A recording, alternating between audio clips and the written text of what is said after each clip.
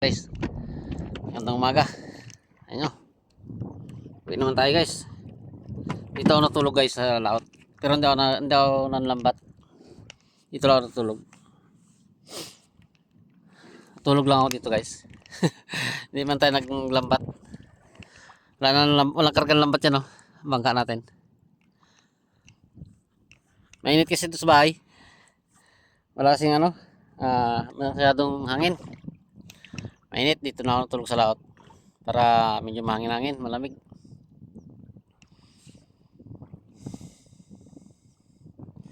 Ayan, uwi naman tayo. Ang lambat ko ay pinagamit ko na doon sa kapatid ko.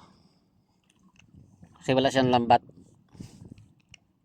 Pinagamit ko doon. At ako kasi busy kasi ako kapon naggawa ng kubo. Ayan, diyan ako kapag lambat. Kapag sinsay ng pangalimasag ko. Mga limasag lang sana ako. Ay busy tayo. Saka sumakit yung mata ko kapon. Napuwing. To, kabila to. Mapula pa, Napuwing kapon ng ng kawayan. Kaya hindi tayo nakapag sinsay ng pangalimasag natin. Sana nagpagawa akong bagong lambat ko guys. Kaya yung ginagamit ko, yun naman binigay ko sa kapatid ko kasi wala siyang ginagamit na lambat, matino. Sira-sira na yung kaya lambat. Kaya binigay ko na doon. Para siya naman ang makapaglaot ng maayos. Kasi wala siyang magamit na lambat. Kawawa din naman, wala siyang puro sira na yung lambat niya. Kaya binigay ko muna doon. Para nasa ganun ay siya ang makapaglaot siya ng maayos.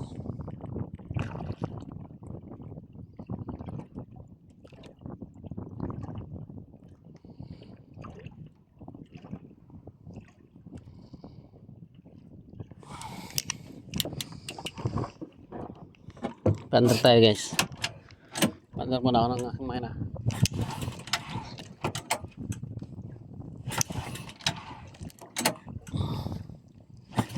Uwi tayo.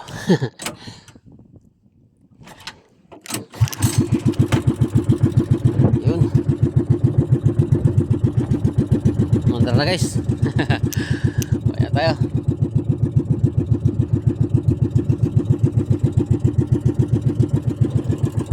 Dito lang ako natulog.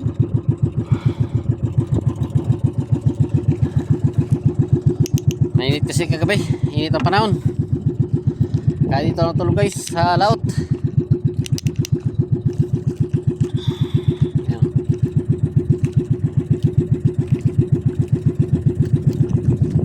Sakit ang mata ko tuloy sa puwing ko hapon. Mapula pa nga napuwing kasi ng kawayan kapon. Nagawa kami ng kubo ng kapatid ko. Yung kubo ko, tinulungan niya ako magawa ng kubo. Napuwing man ako. Kaya dito pagsinsay ito na ng pangalimasag ko. Dito lang ako nakarya. Pero dito ako natulog sa laot.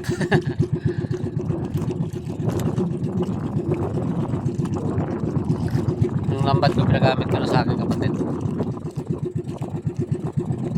Naman walang sira-sira na yung lambat yan kaya wala siyang magamit na matinong lambat. Pero ako nagpagawa ako ng bago. Nagpagawa ako ng bago ko. Ngayon nagatastas pa lang ako. Yung isang anak ko pinatastas ko na ng yung lawayan ba para makuha yung tingga na hiwalay sa lawayan. Ganun kasi dito sa amin pag nagawa, bibiyakin mo yung dalawang lawayan mo para maghiwalay sila. Panibagong tali na naman ang gagawin. Ganun dito sa amin. Pinatastas ko na kahapon para magawa na.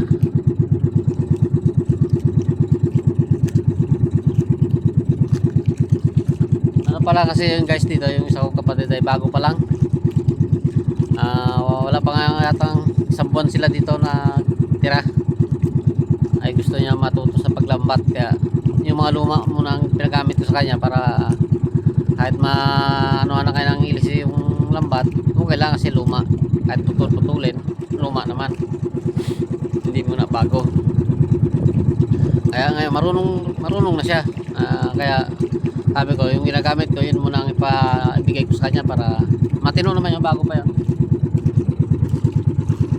Dahil yun ang gamit ko sa pag nagatimbog ako, yung lambat na yun, ay sabi ko yan na lang gamitin mo yung lambat ko para pag-ingatan mo lang, para bago masira yan ay makapundar ka ng sarili mo yung sa kanya na talaga.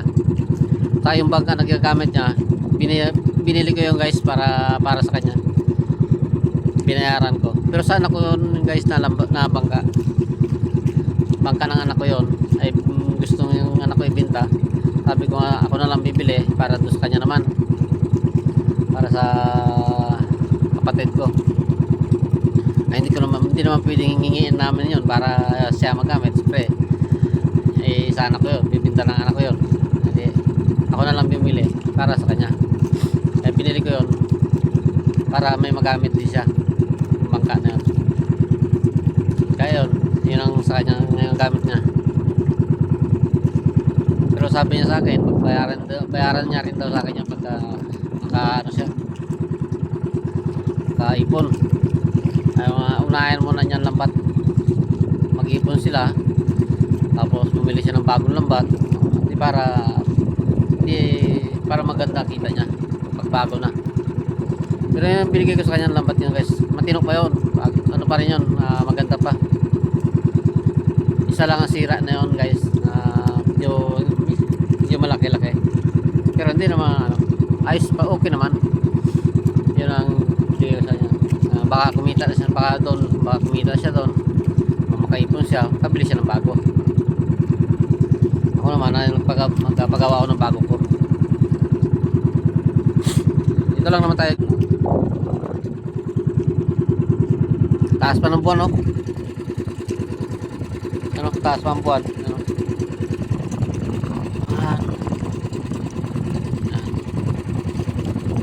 Taas pa. Lang tayo guys, tabi lang tayo.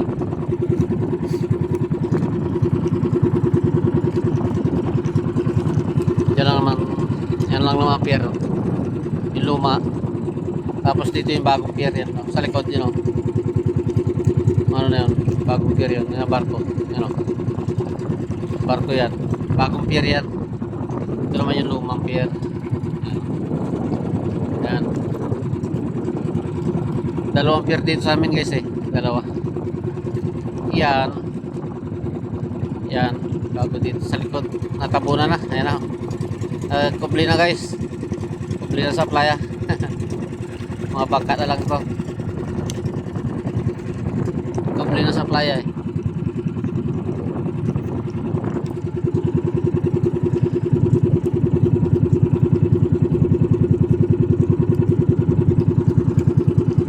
Dalawang pier dito sa amin guys.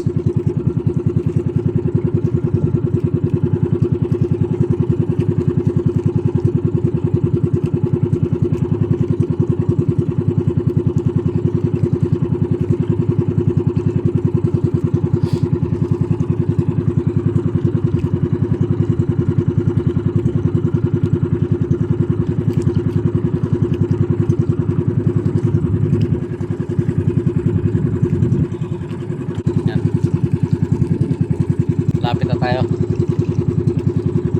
makakarating na naman tayo. Kape.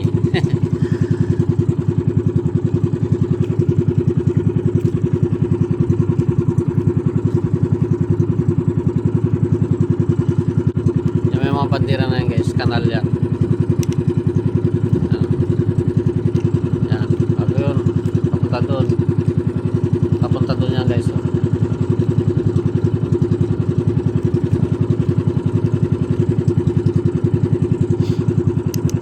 Kanal yan,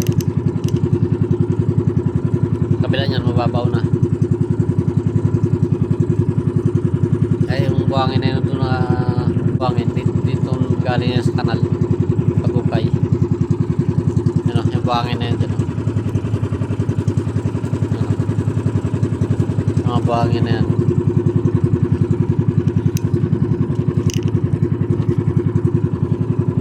Yan galing sa kanal yan.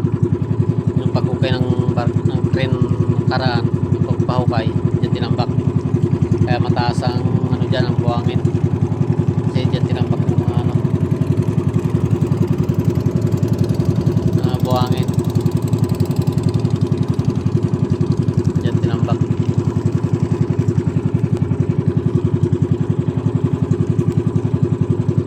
Ito siguro baka paukayan ulit ito kasi nilagyan ng mga bandira eh. O alam, para malaman lang din ng mga nagadaang na barko na yan ang kanal. Ang kabila niyan babaw na.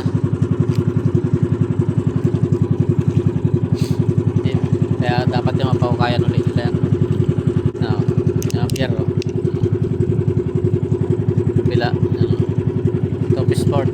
Yan Peaceport dyan. Yan o. Ito Peaceport. Yan pier.